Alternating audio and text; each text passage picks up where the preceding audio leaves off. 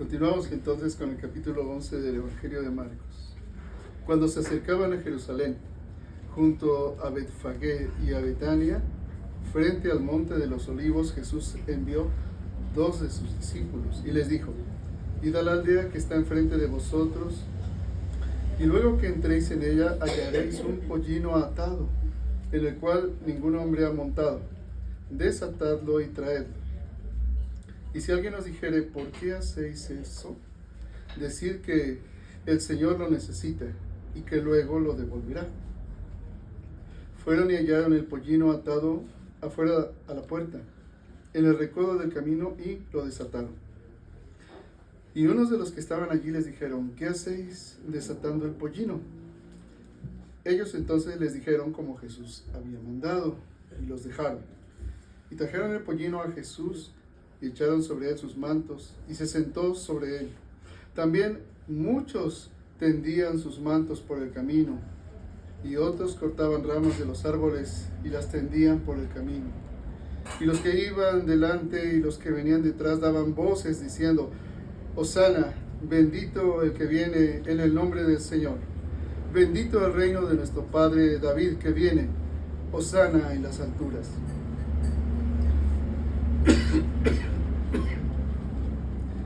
Y entró Jesús en Jerusalén y en el templo, y habiendo mirado alrededor todas las cosas, como ya anochecía, se fue a Betania con los 12. Al día siguiente, cuando salieron de Betania, tuvo hambre, y viendo de lejos una higuera que tenía hojas, fue a ver si tal vez hallaba en ella algo. Pero cuando llegó a ella, nada halló sino hojas, pues no era tiempo de higos. Entonces Jesús dijo a la higuera: nunca jamás coma nadie fruto de ti. Y lo oyeron sus discípulos. Vinieron pues a Jerusalén, y entrando Jesús en el templo, comenzó a echar fuera a los que vendían y compraban en el templo, y volcó las mesas de los cambistas y las sillas de los que vendían palomas, y no consentía que nadie atravesase el templo llevando utensilio alguno. Y les enseñaba diciendo: ¿no está escrito: mi casa será llamada casa de oración para todas las naciones? Mas ustedes la han hecho cueva de ladrones. Y lo oyeron los escribas y los principales sacerdotes, y buscaban cómo matarle, porque le tenían miedo, por cuanto todo el pueblo estaba admirado de su doctrina. Pero al llegar la noche, Jesús salió de la ciudad, y pasando por la mañana, vieron que la higuera se había secado desde las raíces. Entonces Pedro, acordándose, le dijo: Maestro, mira, la higuera que maldijiste se ha secado. Respondiendo Jesús les dijo: tened fe en Dios, porque de cierto os digo que cualquiera que dijera a este monte: quítate y échate en el mar, y no dudare en su corazón, sino creyere que será hecho lo que dice, lo que diga, les será hecho. Por tanto, os digo que todo lo que pidiereis orando, creed que lo recibiréis y os vendrá. Y cuando estéis orando, perdonad, si tenéis algo contra alguno, para que también vuestro Padre que está en los cielos os perdone a vosotros vuestras ofensas. Porque si vosotros no perdonáis, tampoco vuestro Padre que está en los cielos os perdonará vuestras ofensas. Hasta ahí. Pues vamos a empezar. Esta es la última semana del Señor Jesús en la tierra. Acabamos de leer su entrada triunfal en Jerusalén. Se celebraba la fiesta de la Pascua. Esto es lo que han denominado el Domingo de Ramos. Y vamos a ver verso por verso lo que significa. Ya 4 veces en el Evangelio vimos que Jesús ha advertido de en qué consiste su misión y su sacrificio. Afirmó su rostro para ir a Jerusalén, y ellos tenían miedo. Y vamos viendo lo que nos dice la Escritura aquí. dice que cuando se acercaban a Jerusalén junto a Betfagé y a Betania, frente al monte de los Olivos, Jesús envió 2 de sus discípulos. Esto es importante. ¿Por qué describe que era frente al monte de los Olivos? Si ustedes han leído el Antiguo Testamento, verán que cuando el primer templo fue destruido, dice, antes de que fuera destruido, la gloria de Dios se levantó desde el lugar santísimo. ¿Y saben hacia dónde se fue la gloria de Dios? Hacia el monte de los Olivos. Se elevó y se quedó quieta en el monte de los Olivos. Ahí se quedó la gloria de Dios y desapareció del templo, y el templo fue arrasado en el año 500 antes de Cristo. Ahora, ¿por qué es importante? Todas las profecías hablan que la gloria de Dios, Juan el apóstol Pablo dice, y vimos su gloria, gloria que le corresponde como unigénito del Padre. Porque la gloria de Dios ahora vendría no en forma de una nube de gloria, sino en la persona misma del Hijo del Hombre. Y la gloria de Dios entraría en el templo. Pero así como en el Antiguo Testamento, antes de ser destruido el templo, la gloria de Dios se levantó y se posó en el monte de los Olivos. Ahora, y que eso es figura de lo que ahora sucede, la gloria de Dios, el mismo Yahvé hecho hombre, con su gloria, se fue al mismo lugar. En la última semana antes que él realizara su sacrificio, también se quedó mirando hacia Jerusalén, y vemos en otros pasajes que ahí la miró y lloró y dijo: Jerusalén, Jerusalén, que matas a los profetas y apedreas a los que te son enviados, cuántas veces quise reunirte como la gallina a sus pollitos, mas tú no quisiste. Días vendrán en que serás asolada, ¿verdad? Pero no me volverás a ver hasta el día en que digas: bendito el que viene en el nombre del Señor. Está sucediendo lo mismo que hace 500 años atrás a este momento.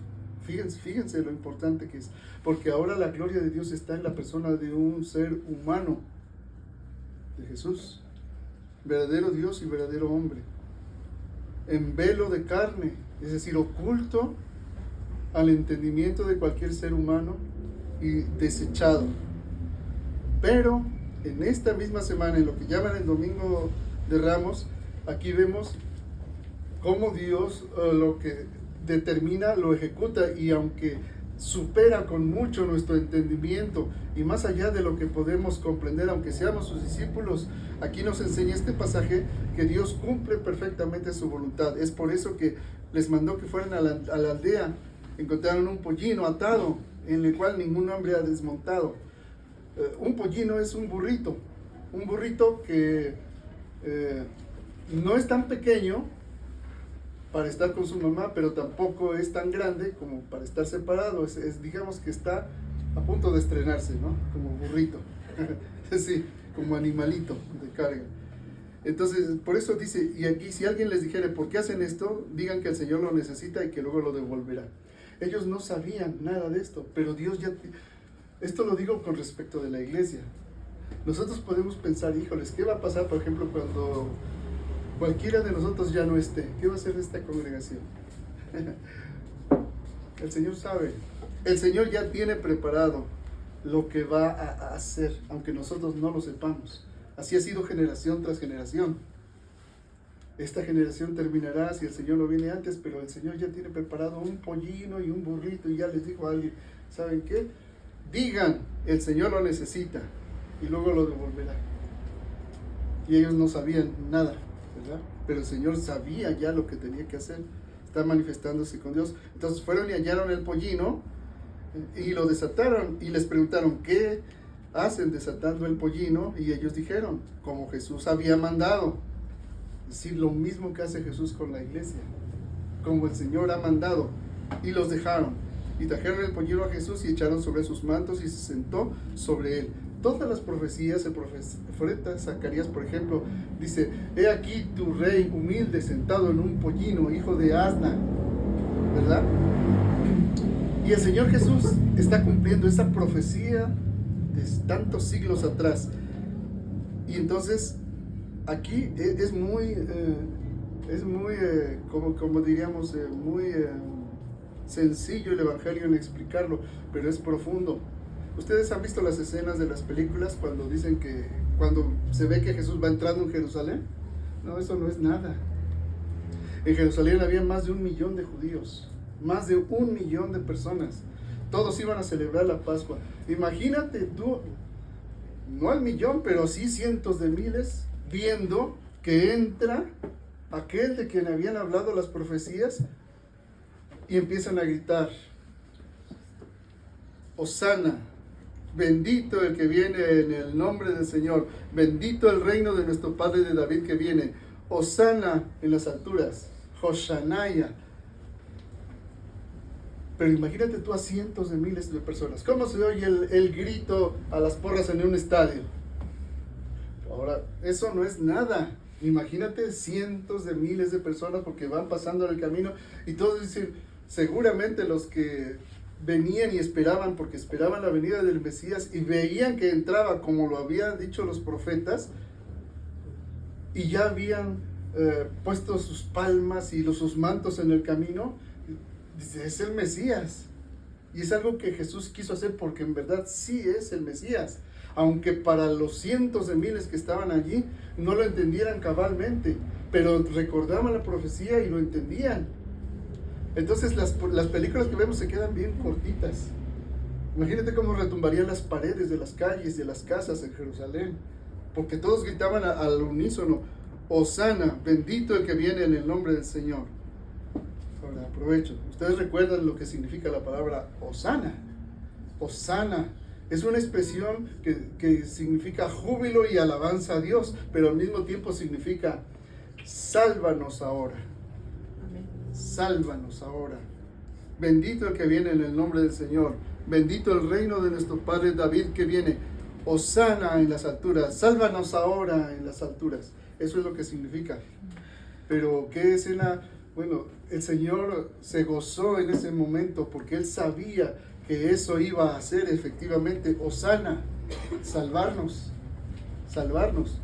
Y aunque los discípulos no lo entendían, ni los demás, porque los sacerdotes les dice en otros evangelios, diles que se callen, ¿no ves lo que dicen? Y dice, si estos callan, las piedras gritarán. Dios sabe cumplir su propósito, independientemente de que aún sus discípulos no lo entiendan del todo. Aunque los discípulos tuvieran miedo, porque vivían con miedo, pero se impactaron porque todos lo recibieron como el Mesías. Cientos de miles, cientos de miles. Ahora, quiero que piensen ustedes en esto. Dice, y entró Jesús en Jerusalén y en el templo. El templo, recuerdan que básicamente tenía 3 partes: los atrios, el lugar santo y el lugar santísimo. Los atrios es el patio de los gentiles o el patio de las naciones, que es lo mismo. ¿Cuál es el tamaño de ese patio? Los que han estado en la Ciudad de México, ¿ven el tamaño del Zócalo? Bueno, más de 3 veces el tamaño del Zócalo, más de 3 veces, y vean lo gigantesco que es. Bueno, ese es el patio de las naciones y de los gentiles. Allí es donde convirtieron la casa de Dios en cueva de ladrones, porque allí llevaban el ganado, las mesas de cambio, y se hizo del templo un banco. Operaba como banco también. El tesoro de Israel y el tesoro del templo estaba ahí, pero el atrio de los gentiles, que fue hecho precisamente para que cualquiera que invocara el nombre de Dios, que no fuese del pueblo elegido, le adorara, había sido transformado en un banco, en una central bancaria y de contención de ganado. Y si alguien quería, un gentil quería encontrar paz o quietud para orar, le era imposible. La religión había convertido eso en una cueva de ladrones, en un centro comercial que nada tenía que ver, para lo cual fue diseñado. Luego estaba el lugar santo al que solo podían entrar los judíos. una sección para los varones y otra sección exclusiva para mujeres. Y luego en su lugar santísimo, donde solamente el sumo sacerdote entraba una vez al año, no sin antes purificarse, pero solo uno de entre todos los seres humanos, porque ahí estaba la gloria de Dios. Pero la gloria de Dios ya se había ido, como les digo, 500 años atrás. Se fue la gloria de Dios. Regresó la gloria de Dios en el velo de carne de Jesús, pero no la reconocieron y no tenían claro quién era, pero le recibieron como el Hijo de David ese domingo de Ramos. Allí entró triunfalmente con los gritos de cientos de miles de voces, gritándole: Hosana al Hijo de David, bendito el que viene en el nombre del Señor. Dice: y entró Jesús en Jerusalén y en el templo, verso 11, y habiendo mirado alrededor todas las cosas, como ya anochecía, se fue a Betania con los 12. Al día siguiente, cuando salieron de Betania, tuvo hambre. Y viendo de lejos una higuera que tenía hojas, fue a ver si tal vez hallaba en ella algo. Pero cuando llegó a ella, nada halló sino hojas, pues no era tiempo de higos. Ay, cómo me quebró la cabeza esto durante años antes. Porque esto nos enseña cómo tenemos que estudiar la Biblia. La lectura simplista, sin conocimiento del contexto, nos dice algo en nuestra lógica. Bueno, si la higuera tiene hojas y estás diciendo tú mismo que no es tiempo de higos, entonces ¿para qué vas a buscar higos? ¿Verdad? Eso diría una lógica simple. Pero no, hay que entender cómo se producen los higos. Lo que pasa es que la higuera tira sus hojas cuando ya no tiene fruto ni nada. Pasa el invierno y se cae todo, quedan las ramas. Pero hay un fruto previo a los higos, cuando la higuera produce hojas. La higuera, cuando produce hojas y salen sus hojas, sale un fruto que se llaman brevas. Brevas. Como si fueran higos tempranos, pues. Entonces, si una higuera, por su propia naturaleza, produce hojas, necesariamente por naturaleza tiene que producir brevas, aunque no sea tiempo de higos, porque los higos nacen en una estación más adelante, unos 3 o 4 meses después. Entonces ya ven cómo se entiende ahora con facilidad el pasaje. Fue a ver si encontraba algo, porque sí, aunque no era tiempo de higos, al tener hojas seguro que tenía brevas. Pero ¿qué pasó? Nada halló sino hojas, pues no era tiempo de higos. Pero ya ven cómo se entiende ahora. ¿Por qué? Sí, no era tiempo de higos, pero sí era tiempo de brevas, porque tenía hojas y su naturaleza debía manifestar lo que sus hojas exhibían. Esto es importante para lo que vamos a ver adelante, cuando el Señor dice: tengan fe en Dios. Dice: entonces Jesús dijo a la higuera: nunca jamás coma nadie fruto de ti. Y lo oyeron sus discípulos. Vinieron pues a Jerusalén, y entrando Jesús en el templo, comenzó a echar afuera a los que vendían y compraban en el templo, y volcó las mesas de los cambistas y las sillas de los que vendían palomas, y no consentía que nadie atravesase el templo llevando utensilio alguno. Imagínate tú el zócalo más de 3 veces más grande, y a Jesús solito echando a todo el mundo. Imagínate. Yo creo que ni a un atleta de alto rendimiento que sea súper fuerte podría hacerlo. Pero aquí es el Hijo del Hombre, ¿verdad? Imagínense. Y no consentía que nadie. ¿Saben cuántas personas caben en el zócalo? Cientos de miles. Imagínate eso más de 3 veces. Y el Señor echando a todos. Nadie lo ve como un milagro, pero yo sí me atrevo a decir: pues esto es como un milagro. ¿Quién puede echar a cientos de miles así? Y a los cambistas y todos. Claro que de esos cientos de miles que son gentiles, le abrían paso al Señor, pero los cambistas, es decir, los que venían de todas las naciones al templo, y los sacerdotes controlaban el cambio monetario, pues ahí a esos todos, que no eran pocos, imagínate cuántos habría. ¿cuántos cientos, por decirlo menos? ¿No? Más los que tenían los animales ahí, borregos, o corderos y toros y aves. Y no consentía que nadie atravesase el templo llevando utensilio alguno. Ahora ustedes dirán, bueno, esto ya lo hemos visto, no, pero esta es la segunda vez que el Señor lo hace. Algunos piensan que es la primera vez, no, en la primera vez los latigó, pero esta es la segunda vez que el Señor hace lo mismo.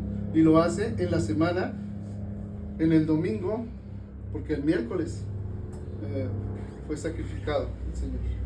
Entonces, se preparaba la Pascua. Y les enseñaba diciendo, ¿no está escrito, mi casa será llamada casa de oración para todas las naciones? Ahora ya entienden ustedes por qué lo dice. Porque donde estaban los cambistas y los que tenían animales, estaban en el atrio de los gentiles, que es el atrio de las naciones, el lugar de oración para las naciones.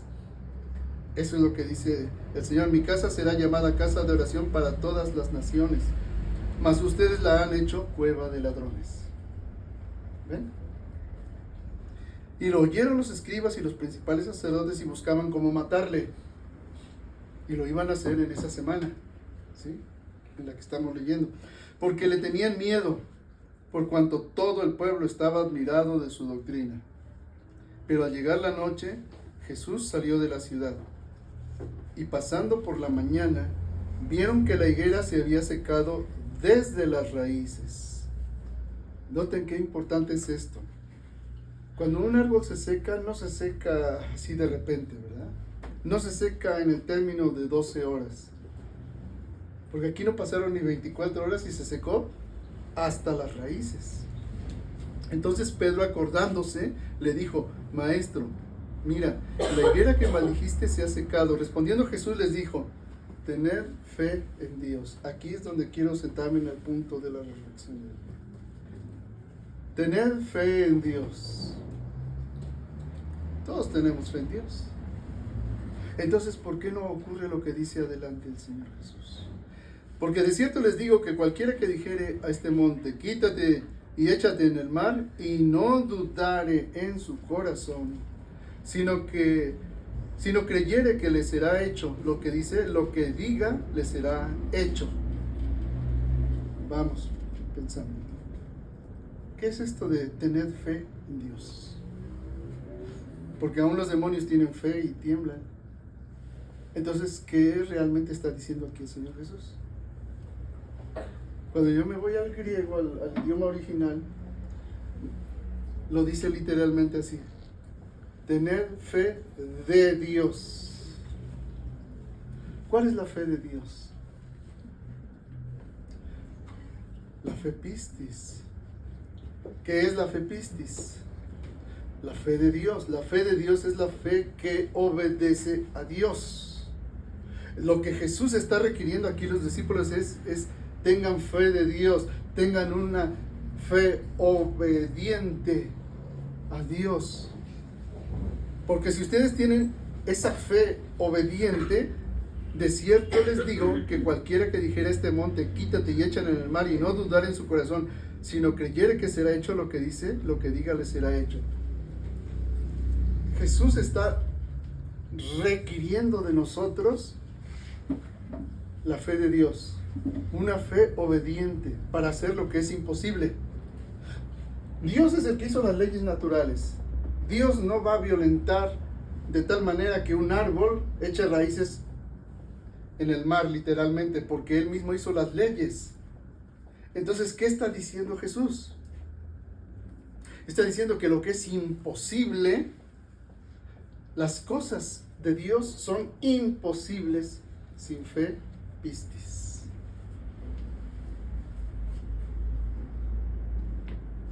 Las obras de Dios son imposibles si no tenemos fe pistis, si no tenemos una fe obediente. Jesús les dijo, tened fe de Dios.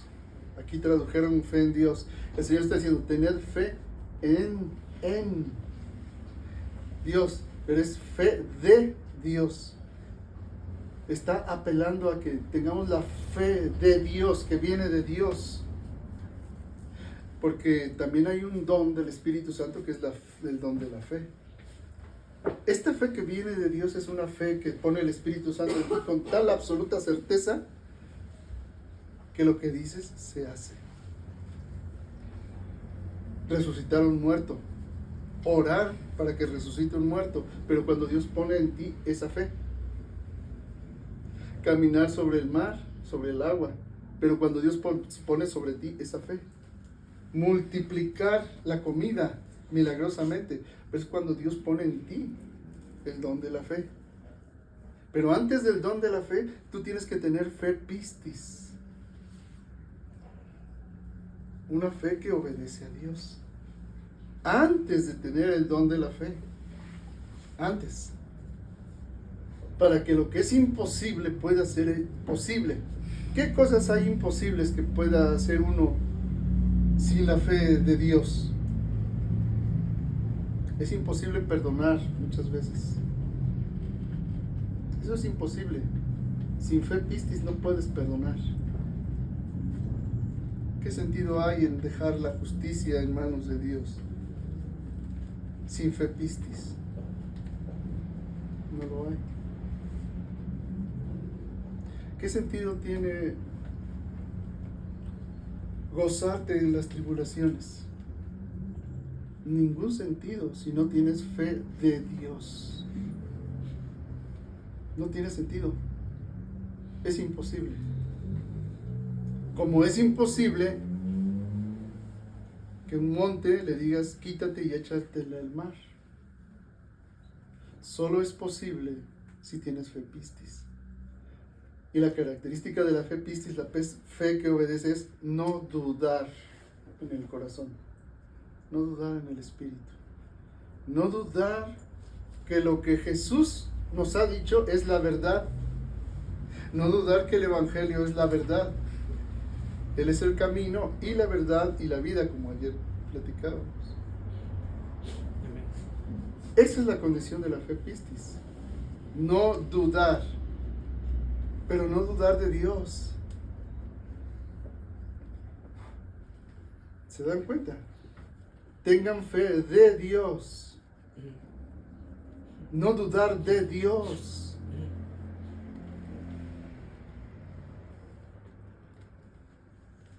Y no dudares en tu corazón, sino creyeres que será hecho lo que dices, lo que digas será hecho. Por tanto os digo, que todo lo que pidiereis orando, se los voy a leer de otra manera para que se entienda. Todo lo que pidiereis decretándolo, no dice así, ¿verdad? No dice que decretes. Todo lo que pidiereis exigiéndolo, no dice así. Todo lo que pidiereis reclamándole a Dios y exigiéndole que cumpla sus promesas, no, ¿verdad? Qué equivocados están los que hacen esto en las iglesias. Todo lo que pidiereis orando. Y ustedes ya saben que no es cualquier oración. Es la oración en espíritu y en verdad. Todo lo que pidiereis orando, creed que lo recibiréis y os vendrá. Confía obedientemente que lo recibirás y te vendrá. No dice que tú lo harás, dice te será dado.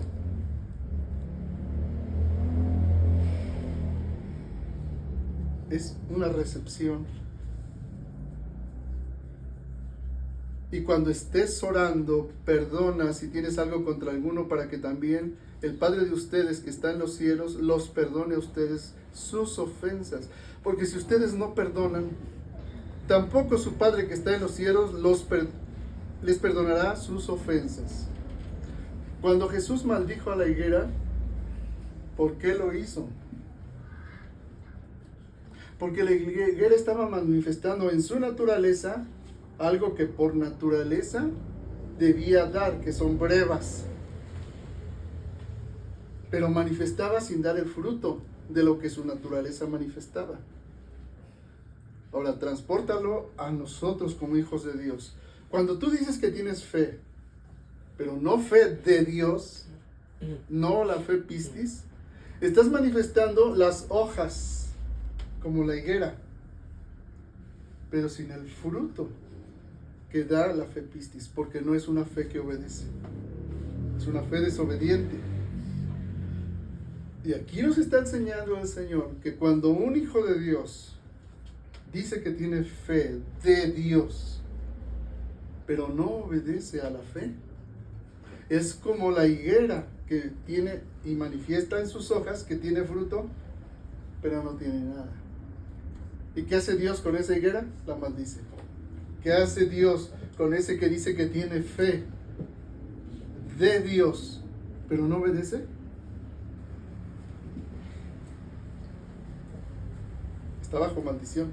Estará bajo el juicio de Dios. ¿Se dan cuenta, hermanos? Porque si nos ponemos a reflexionar de manera simplista, cualquiera diría, no, pues ¿quién tiene esta fe? Plantar un árbol en el mar, plantar un monte en el mar, eso nadie lo ha hecho jamás, nunca. El Señor está diciéndonos las cosas del Espíritu. Estamos acomodando lo espiritual a lo espiritual,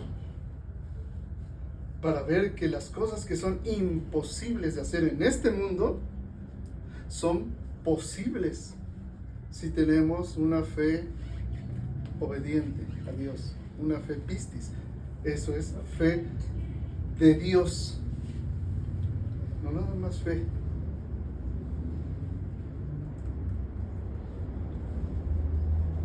Por eso les decía, perdonar, y es algo que recalca aquí el Señor Jesús, requiere fe pistis.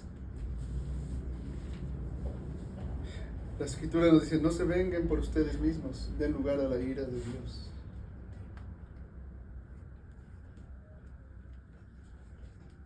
Cuando tú dejas la justicia a Dios, tú no te estás convirtiendo en juez ni en fiscal. Y eso requiere fe pistis, una fe obediente. Pero, pues banalizando las cosas,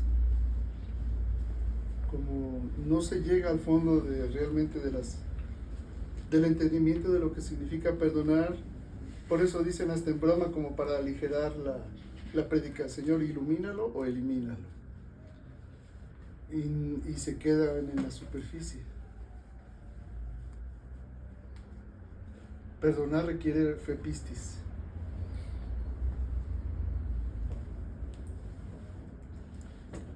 Pero no solo perdonar, sino el manifestar que tienes fruto, exhibiendo las hojas. Es decir, aparentemente soy cristiano, me he bautizado, soy miembro de una congregación, creo en Dios. Y aunque no sea tiempo de higos,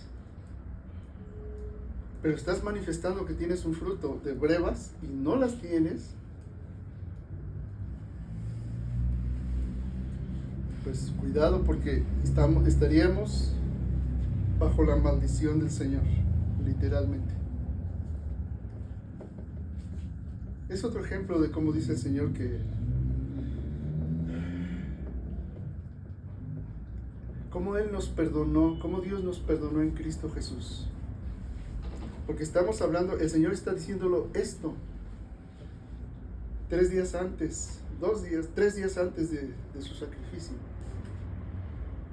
Él dirá, Padre, perdónalos porque no saben lo que hacen.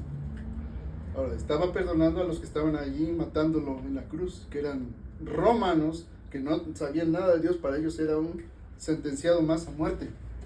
Ellos no sabían lo que hacían, ellos seguían órdenes.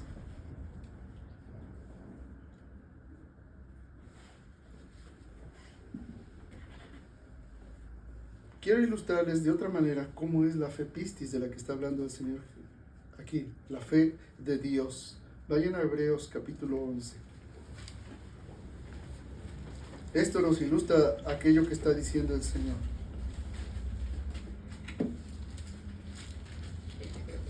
Después la fe, la certeza de lo que se espera, la convicción de lo que no se ve. Porque por ella, por la fe, es la fe pistis, alcanzaron buen testimonio los antiguos.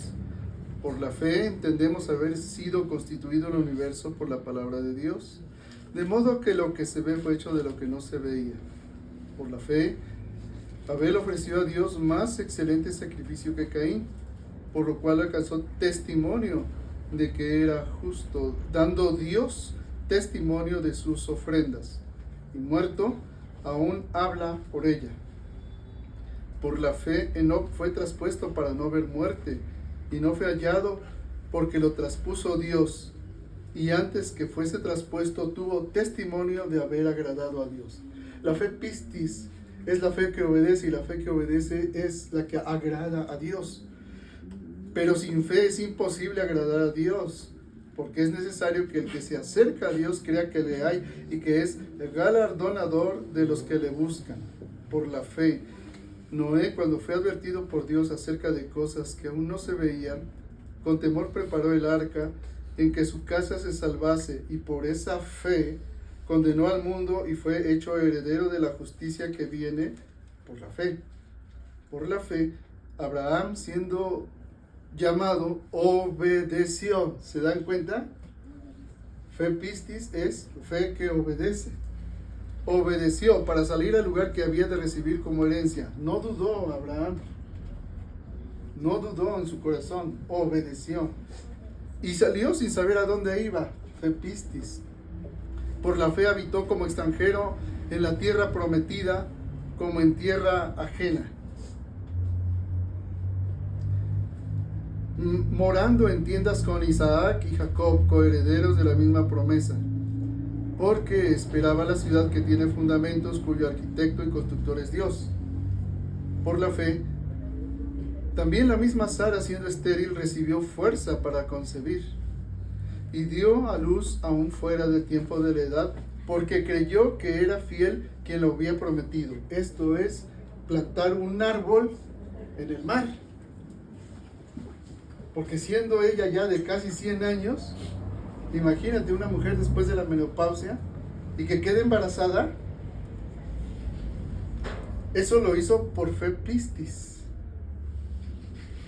Obedeció sin dudar en el corazón, porque creyó que era fiel quien lo había prometido. Otra característica de la fe pistis. Porque el que la da, la fe de Dios, habla de que Él es fiel. Por lo cual también de uno, y ese ya casi muerto, salieron como las estrellas del cielo en multitud, y como la arena innumerable que está a la orilla del mar. Conforme a la fe murieron todos estos sin haber recibido lo prometido. ¿Se dan cuenta? Por la fe. Nosotros mismos estamos viviendo en este mundo sin ser del mundo, y probablemente no vamos a ver muchas cosas que querramos en este mundo, sin verlo. Pero dice, sino mirándolo de lejos y creyéndolo y saludándolo, y confesaron que eran extranjeros y peregrinos sobre la tierra. Si tenemos fe pistis, nosotros mismos como cristianos sabemos que somos extranjeros y peregrinos aquí en la vida. Por eso nuestros esfuerzos están abocados al primer amor, a buscar primero el reino de Dios y su justicia, y las demás cosas nos serán añadidas. Pero si tenemos fe pistis, ¿se dan cuenta? Confesando que eran extranjeros y peregrinos sobre la tierra, porque los que esto dicen claramente dan a entender que buscan una patria. Nosotros buscamos esa patria, la esperamos. Pues si hubiesen estado pensando en aquella de donde salieron, ciertamente tenían tiempo de volver, como muchos hoy. Se vuelven, aunque sean cristianos, pero el mundo es el mundo y hay que vivir. Pero anhelaban una mejor, esto es celestial, por lo cual Dios no se avergüenza de llamarse Dios de ellos, porque les ha preparado una ciudad, igual que a nosotros. Por la fe, Abraham, cuando fue probado, ofreció a Isaac, y el que había recibido las promesas ofrecía su unigénito, habiéndosele dicho, en Isaac te será llamada descendencia, pensando que Dios es poderoso para levantar aún de entre los muertos, de donde en sentido figurado también le volvió a recibir. Por la fe, bendijo Isaac a Jacob y a Esaú respecto a cosas venideras. ¿Tú así bendices a tus hijos? Así hay que bendecirlos. Por la fe, Jacob al morir bendijo a cada uno de los hijos de José y adoró apoyando sobre el extremo de su bordón. ¿Se acuerdan? En el extremo de su bordón tenía escritas las promesas de Dios. Eso es lo que da a entender. Por la fe, José al morir mencionó la salida de los hijos de Israel y dio mandamiento acerca de sus huesos. Por la fe, Moisés, cuando nació, fue escondido por sus padres por 3 meses porque le vieron niño hermoso, o sea, niño favorecido de Dios sobre él, y no temieron el decreto del rey. Por la fe, Moisés, hecho ya grande, rehusó llamarse hijo de la hija de Faraón. Y esto es bien importante. Por la fe es como si tú dijeras, rehusaste llamarte, aunque lo seas, hijo de la hija de Faraón, es decir, hijo del rey del mundo. O sea, rehusó ser como el sistema del mundo nos llama a ser, aunque él estaba en el máximo privilegio del mundo, pero estaba llamado a no ser así, sino a ser en este mundo sin ser del mundo, dice, escogiendo antes ser maltratado con el pueblo de Dios, que gozar de los deleites temporales del pecado, teniendo por mayores riquezas el vituperio de Cristo que los tesoros de los egipcios. Creo que esto está bien claro, ¿no? Muy claro. Dice, porque tenía puesta la mirada en el galardón. Por la fe dejó a Egipto, no temiendo la ira del rey, porque se sostuvo como viendo al invisible. Esa es otra característica de la fe pistis, como si viéramos al invisible. Por la fe celebró la Pascua y la aspersión de sangre para que el que destruía a los primogénitos no los tocase a ellos. Por la fe pasaron el mar rojo como por tierra seca, e intentando los egipcios hacer lo mismo, fueron ahogados. Cuando alguien intenta hacer las obras de Dios, pero sin obedecerle, se va a ahogar. Intenta hacer justicia sin obedecer a Dios. Intenta perdonar sin la fe en Dios, que Él es el juez justo, soberano. Te vas a ahogar en la amargura. Por la fe cayeron los muros de Jericó después de rodearlos 7 días. Por la fe, Rahab, la ramera, no pereció juntamente con los desobedientes. Ve nuevamente, los desobedientes pueden tener fe, pero de nada les sirve, habiendo recibido a los espías en paz. ¿Y qué más digo? Porque el tiempo me faltaría contando de Gedeón, de Barak, de Sansón, de Jefté, de David, así como de Samuel y de los profetas. Ahora vean, aquí es lo que dice el Señor de traspasar el monte al mar, sin dudar. Dice, que por fe conquistaron reinos, hicieron justicia, alcanzaron promesas, taparon bocas de leones, apagaron fuegos impetuosos, evitaron filo de espada, sacaron fuerzas de debilidad, se hicieron fuertes en batallas, pusieron en fuga ejércitos extranjeros. Las mujeres recibieron sus muertos mediante resurrección, mas otros fueron, bueno, hasta ahí. Hasta ese punto a todos nos gustaría esa parte, ¿no? Pues es la que ves el resultado aquí en este mundo. Pero ¿qué tal cuando no lo ves? Eso es lo que viene ahora. Dice, más otros fueron atormentados, no aceptando el rescate a fin de obtener mejor resurrección. Otros experimentaron vituperios y azotes, y a más de esto, prisiones y cárceles. Fueron apedreados, aserrados, puestos a prueba, muertos a filo de espada. Todo esto es el monte en el mar. Anduvieron de acá para allá cubiertos de pieles de ovejas y de cabras, pobres, angustiados, maltratados, de los cuales el mundo no era digno. Todo aquel que quiera vivir piadosamente en Cristo Jesús padecerá persecución. Pero la realidad es que los cristianos están tan cómodos hoy en sus congregaciones que el mundo no necesita perseguirlos, porque el mundo ha entrado a la congregación y en nada se diferencian de los que no tienen fe. Aquí nos dice que aquellos que tienen fe pistis andaban pobres, angustiados, maltratados, de los cuales el mundo no era digno, errando por los desiertos, o errantes por los desiertos, por los montes, por las cuevas y por las cavernas de la tierra. Y todos estos, aunque alcanzaron un buen testimonio mediante la fe, no recibieron lo prometido, proveyendo Dios alguna cosa mejor para nosotros, para que no fuesen ellos perfeccionados aparte de nosotros. Y esto es lo que está haciendo el Señor Jesús en esta semana, la última semana que vivió cuando dijo estas palabras. Porque allí el Señor es donde perfeccionó a todos los santos. Es decir, complementó lo que les faltaba. Ser resucitados en Cristo. Porque cuando Jesús resucitó, muchos justos resucitaron y aparecieron a muchos. Y muchos fueron con el Señor. Estos de los que tuvieron fe pistis antes de tener las promesas que nosotros sí ya tenemos, no recibieron lo prometido hasta la resurrección de Cristo, hasta entonces. Y nosotros que ya tenemos toda bendición espiritual y celestial en Cristo Jesús, el Señor nos demanda: tengan fe de Dios. Tengamos fe de Dios. No solamente fe en Dios, la fe de Dios.